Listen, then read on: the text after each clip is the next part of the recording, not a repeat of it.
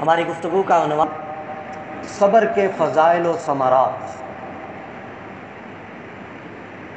اردو محاورے کے اندر اگر ہم صبر کا مفہوم اور معنی دیکھیں تو بڑا محدود نظر آتا ہے۔ کسی سے بھی صبر کا معنی پوچھیں تو اس کا جواب ہوگا کہ کوئی مصیبت آ جائے، کوئی پریشانی آ جائے، رونے دھونے کے بجائے خاموشی اختیار کر لینا، یہ صبر ہے۔ جبکہ شریعت اسلامی میں صبر کا مفہوم بڑا وسیع اور عام ہے۔ اس مختصر نشست میں ہم اسی کو واضح کرنے کی کوشش کریں گے کہ صبر ہوتا کیا ہے، اس کے فضائل و ثمرات کیا ہیں۔ یاد رکھیں کہ صبر، تحمل اور برداشت یہ اللہ رب العزت کی بہت بڑی نعمت ہے۔ جس کو عطا ہو جائے تو اس شخص پر اللہ رب العزت کا بہت بڑا انعام اور اللہ رب العزت کی رحمت ہے کہ اس کو اللہ رب العزت نے اخلاقیات میں سے ایک اہم ترین حصہ صبر عطا کیا۔ صبر کرنے والا نہ صرف بے شمار مسائل سے نجات پاتا ہے بلکہ اس صبر کی بدولت ایک اچھی اور مستحسن زندگی بھی گزارتا ہے، اور سب سے بڑھ کر ایک صابر اور شاکر انسان کے لیے اللہ رب العزت کی طرف سے جنت کی بشارت بھی ہے۔ مگر افسوس کا مقام یہ ہے کہ وقت گزرنے کے ساتھ ساتھ جہاں دیگر کئی اعمال ہم سے دور ہوتے چلے جا رہے ہیں، یہ صبر بھی انہی میں سے ہے کہ جس سے ہم دور ہوتے چلے جا رہے ہیں، اور اس کے پھر اثرات بھی ہمارے سامنے ہیں۔ بے شمار پریشانیوں میں گھرے ہوئے ہیں، مسائل میں گھرے ہوئے ہیں، حتیٰ کہ جسمانی اور روحانی بیماریوں کا شکار ہیں۔ پیچھے وجہ دیکھیں تو بے صبری۔ اس پوری کائنات کا اور صبر کا بڑا گہرا آپس میں تعلق ہے، غور کرنے کی ضرورت ہے۔ پوری کائنات کے ہر حصے میں، ہر معاملہ میں، ہر عمل میں آپ کو کائنات کی اشیاء کا اور صبر کا بڑا گہرا تعلق نظر آئے گا۔ ہر عمل میں صبر کی آمیزش نظر آئے گی۔ مثلا سورج اور چاند کے نظام کو دیکھیے، اس میں غور کیجئے۔ چاند اور سورج کے چلنے کے مدار کو اور اپنے مدار کے اندر رہتے ہوئے سفر کرنے کو دیکھیے۔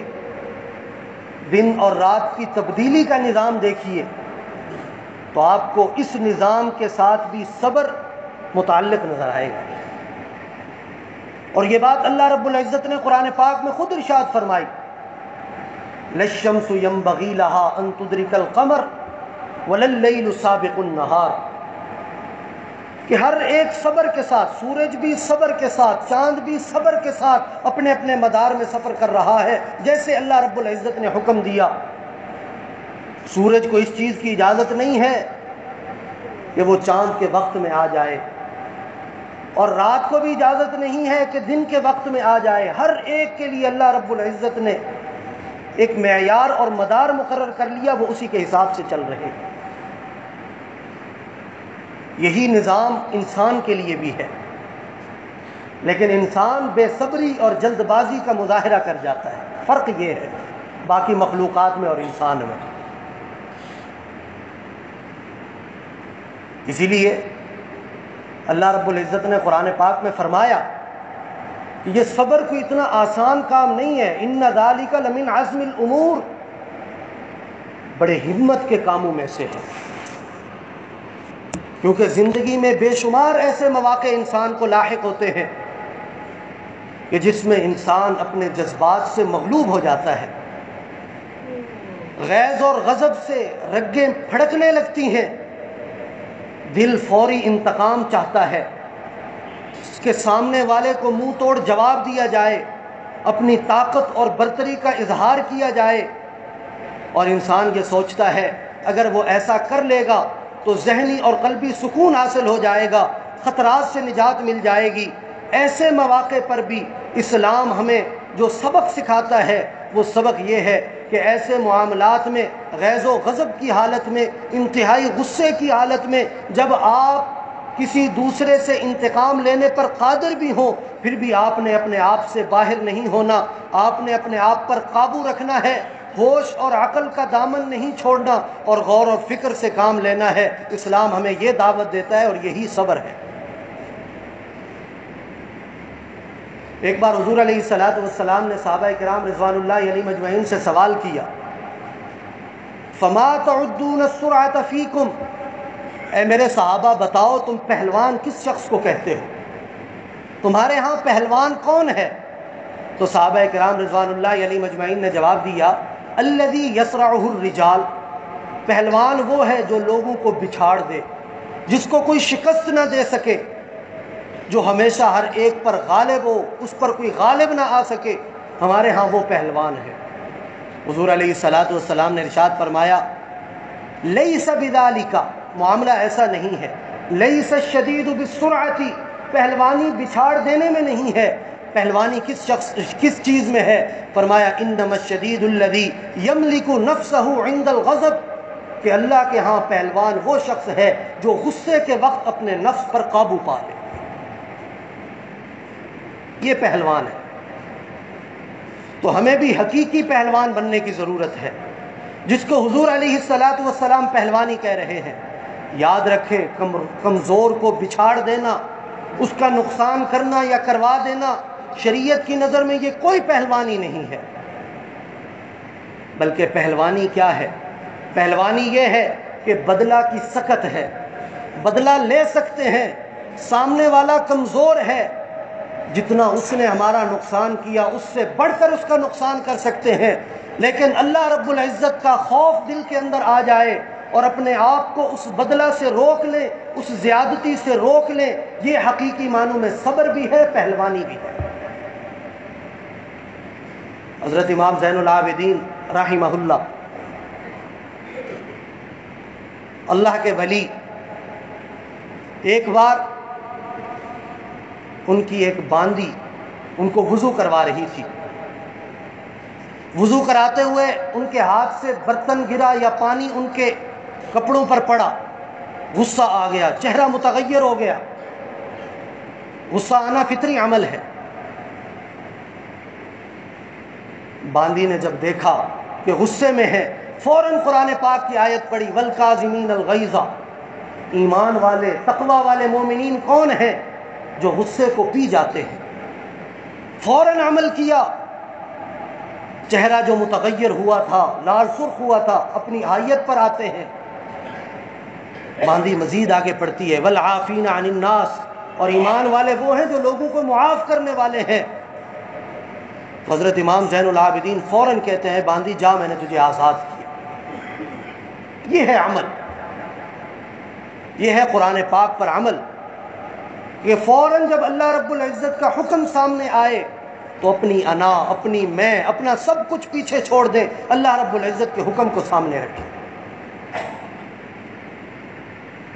حضور علیہ السلام کی زندگی مبارک جیسے باقی تمام معاملات میں ہمارے لیے اسوہ حسنہ ہے، نمونہ عمل ہے،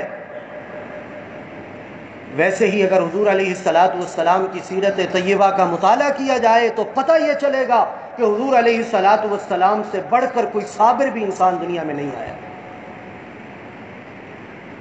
طائف کا واقعہ آپ سب کو یاد ہے، آپ سب سنتے رہتے ہیں، کس طرح اوباشوں نے حضور علیہ السلام پر پتھر برسائے، حضور علیہ السلام کے خون مبارک سے حضور علیہ السلام کے قدم مبارک لہو لہان ہو گئے۔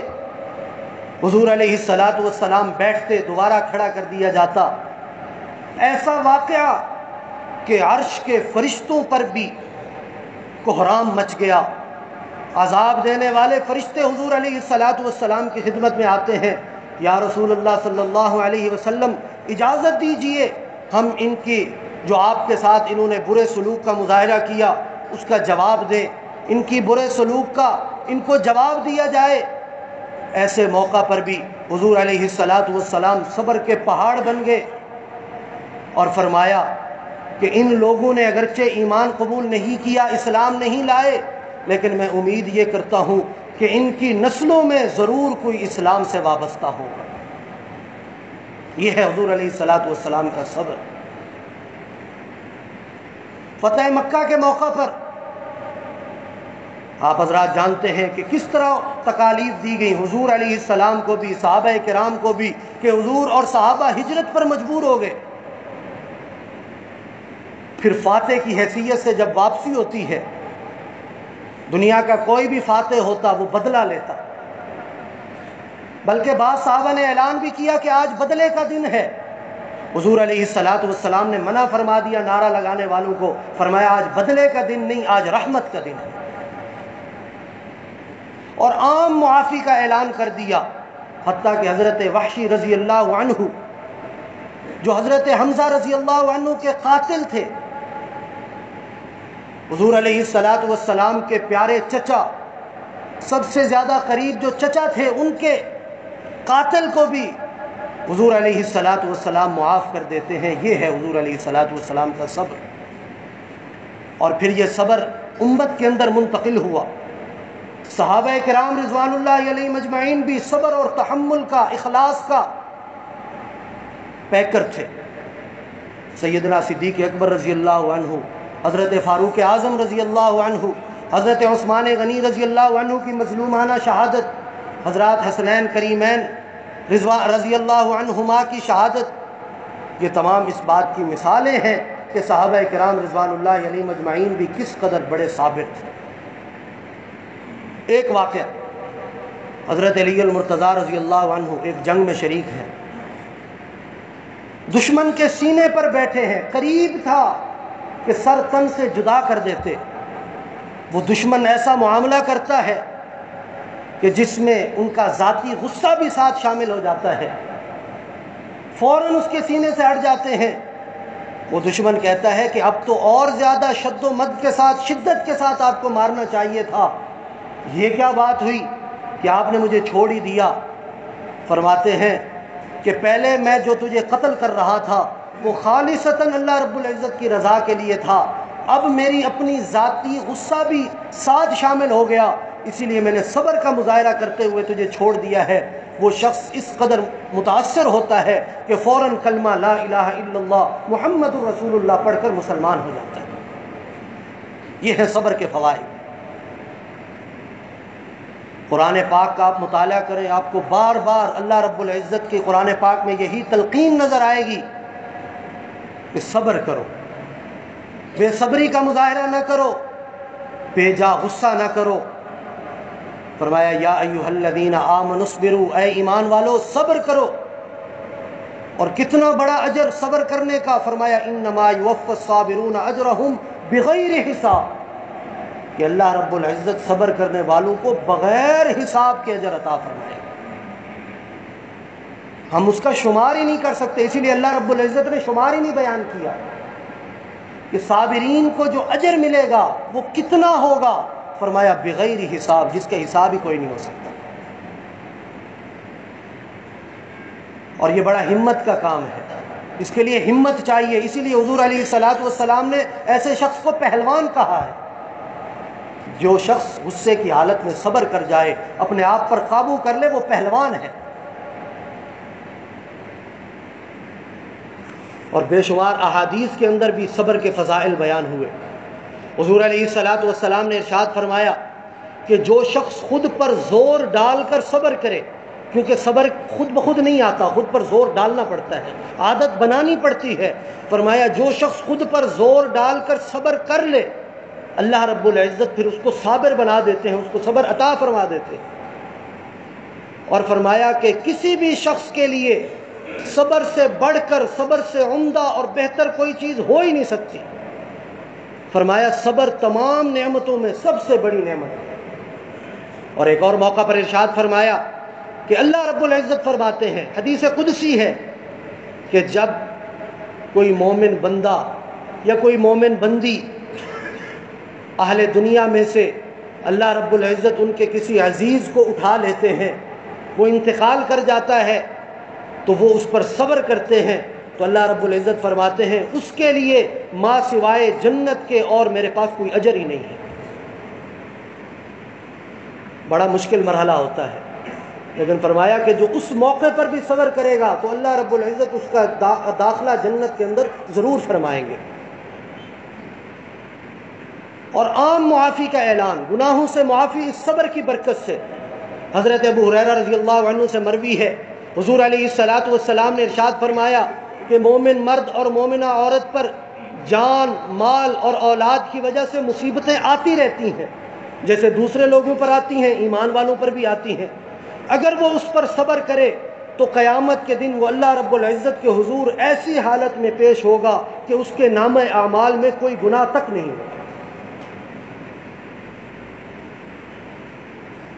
صبر کی مختلف اقسام ہیں، جیسے میں نے پہلے عرض کیا کہ شریعت میں صبر ایک وسیع مفہوم رکھتا ہے، ایک عام مفہوم رکھتا ہے۔ صبر کی 3 قسمیں ہیں۔ پہلی قسم صبر علی الطاعت، نیکی پر، احکام خداوندی کی پیروی پر اپنے نفس کو مجبور کرنا، یہ بھی صبر ہے۔ نیکی کی طرف ارادہ کرنا اور اپنے آپ کو کوشش کر کے نفس کو اس کام کی طرف لانا، یہ صبر ہے۔ اس کو کہتے ہیں طاعت پر، نیکی پر صبر۔ مثلا فجر اٹھے ہیں، نماز کا ٹائم ہو رہا ہے، اٹھنے کو دل نہیں چاہ رہا، اس کے باوجود بھی اٹھتے ہیں، وضو کرتے ہیں، مسجد کی طرف آتے ہیں، یہ تمام کا تمام صبر ہے۔ اور جو صبر کے فضائل آپ نے سماعت کیے وہ اس کو بھی حاصل ہوں گے۔ طاعت پر صبر، نیکی پر اپنے آپ کو صبر کر کے ابھارنا، نیکی کی طرف اپنے نفس کو مائل کرنا۔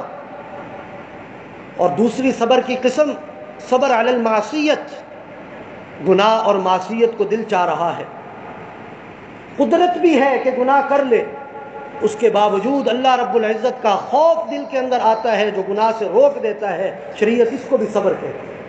اس پر بھی اجر ملے گا، گناہ نہ کرنے پر بھی اللہ رب العزت اجر دیں گے۔ اور تیسری قسم صبر کی جو عام مفہوم ہے، صبر علی المصیبت، مصیبت پر، پریشانی پر صبر کرنا، بجائے لوگوں کے سامنے واویلا کرنے کے، جزا فضا کرنے کے، اللہ رب العزت کی طرف رجوع کرنا، اپنی مشکلات، اپنے مسائل اللہ رب العزت کے سامنے رکھنا، اللہ رب العزت کے سامنے دعا کرنا، اللہ رب العزت کے سامنے التجا کرنا کہ اے اللہ اس مصیبت اور پریشانی سے مجھے نکال دے، لوگوں کے سامنے جزا فضا واویلا نہ کرنا، یہ بھی صبر ہے، اس پر بھی اجر ہو۔ اور اللہ رب العزت نے طریقہ بھی یہی بتایا اپنی مدد کا کہ اللہ رب العزت کی مدد کب حاصل ہوتی ہے، اس کا طریقہ کیا ہے۔ فرمایا یا ایھا الذین آمنوا استعینوا بالصبر والصلاۃ، اے ایمان والو اللہ رب العزت کی مدد طلب کرو 2 طریقوں کے ساتھ۔ ایک تو صبر کرو، آنسوؤں کا جاری ہو جانا، دل کا پریشان رہنا، یہ کوئی صبر کے منافی نہیں ہے، لیکن جزا فضا، ایسے ایسے کلمات منہ سے نکالنا کہ سننے والے حیران رہ جائیں اس کو ہو کیا گیا، واویلا کرنا، یہ تمام صبر کے خلاف ہے۔ فوراً اللہ رب العزت کی طرف متوجہ ہو جائیں، یہ حضور علیہ الصلاۃ والسلام کا طریقہ بھی ہے، سنت بھی ہے۔ فرمایا یا ایھا الذین آمنوا استعینوا، اللہ رب العزت کی مدد طلب کرو بالصبر والصلاۃ، ایک صبر کے ساتھ اور دوسرا نماز کے ساتھ۔ کوئی پریشانی آ گئی، ایک تو صبر کرتے ہوئے 2 رکعت صلاۃ الحاجت کی نیت کرنا، اللہ رب العزت سے مانگیں، اللہ رب العزت ضرور مدد فرمائیں گے۔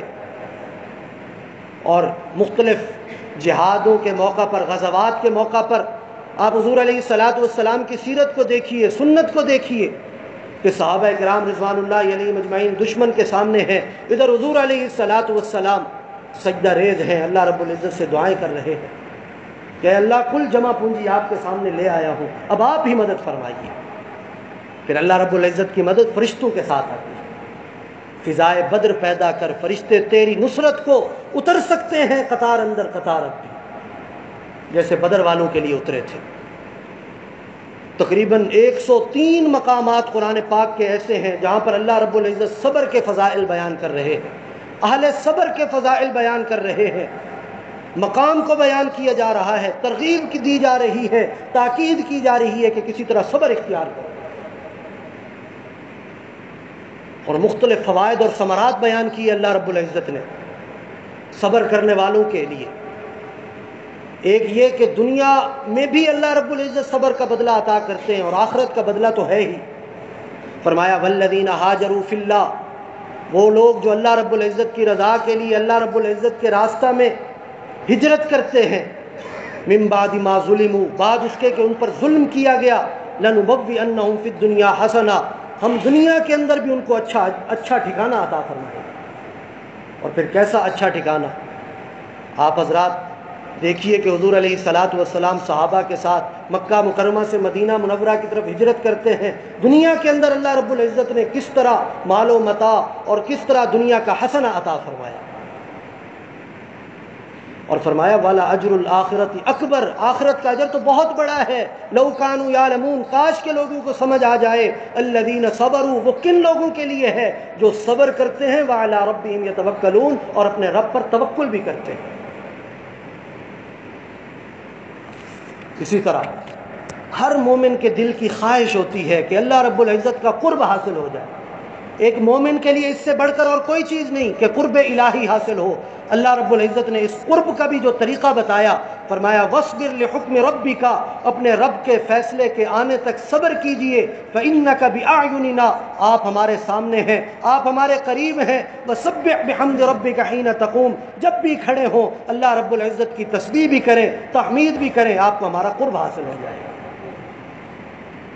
تو قرب الہی کیسے حاصل ہوگا؟ صبر کرنے کے ساتھ۔ اور تقوی کا حصول، اللہ رب العزت تقوی کی کتنی اہمیت بیان فرماتے ہیں، فرمایا ابتداء میں ہی سورہ بقرہ میں الف لام میم ذالک الکتاب لا ریب فیہ، یہ کتاب ایسی ہے جس میں کوئی شک نہیں ہے، ھدی للمتقین، مقصد کیا ہے اس کو اتارنے کا؟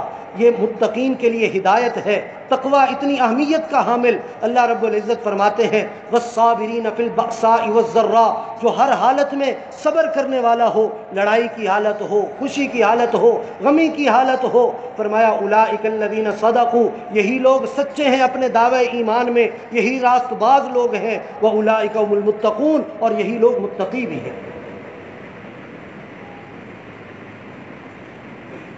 آج ہمیں دشمنوں سے پریشانی ہوتی ہے، تنگ ہوتے ہیں، پریشان ہوتے ہیں، خوف کھاتے ہیں۔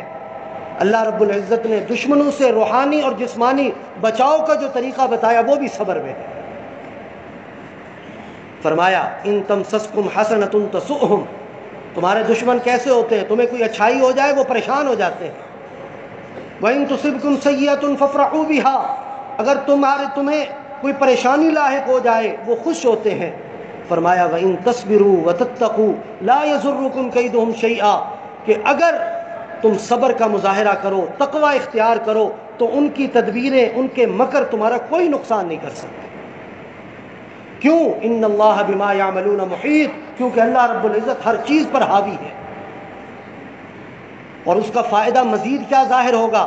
فرمایا ولا تستوی الحسنۃ ولا السیئۃ، اچھائی اور برائی دونوں برابر نہیں ہو سکتے۔ ادفع باللتی ہی احسن، کہ جو تمہارے ساتھ برائی کا معاملہ کرے اس کو اچھے طریقے کے ساتھ اس سے دور کرو، حسن اخلاق کے ساتھ صبر کا مظاہرہ کرتے ہوئے، پھر کیا ہوگا؟ فَإِذَا الَّذِي بَيْنَكَ وَبَيْنَهُ عَدَاوَةٌ كَأَنَّهُ وَلِيٌّ حَمِيمٌ، اللہ رب العزت اس صبر کی برکت سے، حسن اخلاق کی برکت سے تمہاری آپس کی دشمنی ختم کر دے گا، اور تمہاری اس دشمنی کو جگری دوستی کے اندر بدل دے گا۔ جیسا حضرت علی المرتضیٰ رضی اللہ عنہ کا واقعہ آپ کے سامنے رکھا، کتنی بڑی دشمنی کے قتل کرنے کے لیے جا رہے ہیں، لیکن حسن اخلاق کا مظاہرہ کیا تو وہی دشمن سب سے بڑا دوست بن جاتا ہے۔ دشمن پر غلبہ۔ آج ہم بڑے پریشان ہیں، دنیا کے پاس مارے مارے پھر رہے ہیں ہماری مدد ہو، اور جہاں سے مدد مانگنی ہے اس طرف ہمارا دھیان ہی نہیں جا رہا۔ اللہ رب العزت نے مدد کا طریقہ بتایا، دشمن پر غلبے کا طریقہ بتایا کہ مسلمانوں کو فتح اور غلبہ کب حاصل ہوگا؟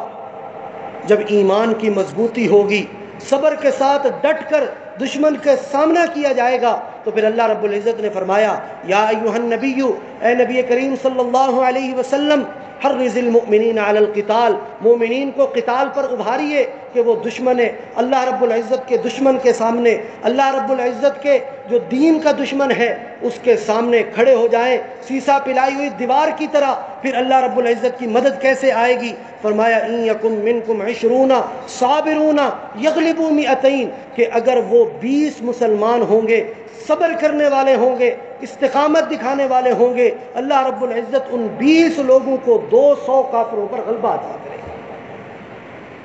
تو ایمان والوں کے لیے تعداد کوئی معنی نہیں رکھتی، اصل چیز ایمان ہے، ثابت قدمی ہے اور صبر ہے۔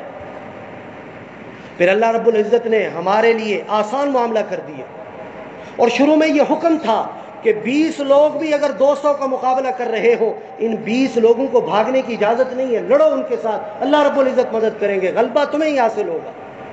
پھر اللہ رب العزت نے اور آسان معاملہ کیا، اور آخر میں فرمایا الآن خفف اللہ عنکم وعلم ان فیکم ضعفا، کہ اب اللہ تعالیٰ نے تمہارے لیے معاملہ آسان کر دیا، کیونکہ اللہ تعالیٰ جانتے ہیں تم میں ضعیف لوگ بھی ہیں، کمزور بھی ہیں، وہ کمزوری جسمانی بھی ہو سکتی ہے، ایمانی بھی ہو سکتی ہے۔ پھر اللہ رب العزت نے فرمایا وَإِن يَكُن مِّنكُم مِّئَةٌ يَغْلِبُوا أَلْفًا مِّنَ الَّذِينَ كَفَرُوا وَإِن يَكُن مِّنكُم مِّئَةٌ صَابِرَةٌ يَغْلِبُوا 200، کہ اگر تم میں 100 لوگ ہوں وہ 200 کا مقابلہ کریں گے، یعنی ایک کے مقابلہ میں 2 اب بھی ایمان والے کافروں پر غالب آئیں گے۔ تو اللہ رب العزت نے یہ غلبہ کا اصول بیان کیا۔ مسلمانوں کے لیے غلبہ کب ہوگا؟ ایمان کی مضبوطی، یہ شرط ہے۔ دوسرے نمبر پر صبر کے ساتھ، ثابت قدمی کے ساتھ دشمن کا سامنا کریں گے، اللہ رب العزت کی مدد ایمان والوں کے ساتھ ہوگی، کیونکہ اللہ رب العزت کا واضح اعلان ہے ان اللہ مولی الذین آمنوا وان الکافرین لا مولی لہم، کہ اللہ رب العزت ایمان والوں کا مولا ہے، ایمان والوں کا دوست ہے، وان الکافرین لا مولی لہم، اور کافروں کا کوئی مولا نہیں ہے، ان کا کوئی دوست نہیں ہے۔ تو اسی لیے یہ صبر کے تمام فضائل اور فوائد آپ حضرات کے سامنے رکھے۔ مقصد کیا ہے؟ مقصد یہ ہے کہ ہم اپنی زندگی میں ہر قدم پر، جیسا کہ حضور علیہ السلام نے ہر موقع پر، چاہے اپنا ہو، پرایا ہو، دوست ہو، دشمن ہو، صبر کا دامن کبھی ہاتھ سے نہیں چھوڑا، ہم بھی صبر کا دامن کبھی ہاتھ سے نہ چھوڑیں، تو اللہ رب العزت کی مدد و نصرت ہمارے ساتھ بھی ایسے ہی آئے گی۔ چند ایک خلاصہ کے طور پر قرآن و سنت میں جو صبر کے فضائل بیان کیے گئے، اللہ رب العزت فرماتے ہیں ان اللہ مع الصابرین، اللہ تعالیٰ کی مدد صبر کرنے والوں کے ساتھ ہے، اور فرمایا صبر کرنے والوں کو ان کا اجر ان کے عمل سے بھی زیادہ اللہ رب العزت عطا کریں گے، اور فرمایا صبر کرنے والوں کو اجر بغیر حساب کے عطا کیا جائے گا، اور فرمایا کہ صبر کرنے والوں کو قیامت کے دن اللہ رب العزت ایسا اجر عطا کریں گے کہ دوسرے لوگ ان کو دیکھ کر حسرت کر رہے ہوں گے، اور فرمایا کہ صبر کرنے والے ہدایت پانے والے ہیں، رحمت خداوندی کے مستحق ہیں، اور صبر کرنے والے اللہ رب العزت کو بڑے محبوب ہیں، اللہ رب العزت کے دوست اور پسندیدہ لوگ ہیں۔ اور حضور علیہ السلام نے فرمایا کہ صبر آدھا ایمان ہے، اور فرمایا صبر جنت کے خزانوں میں سے ایک خزانہ ہے، اور آپ حضرات نے سماعت کیا کہ صبر کی وجہ سے تمام خطائیں اللہ رب العزت مٹا دیتے ہیں، اور صبر حضور علیہ السلام نے ارشاد فرمایا ہر بھلائی کی کنجی ہے۔ اللہ رب العزت ہم سب کو عمل کرنے کی توفیق عطا فرمائے۔ وآخر دعوانا ان الحمد للہ رب العالمین، سنت ادا فرمائے۔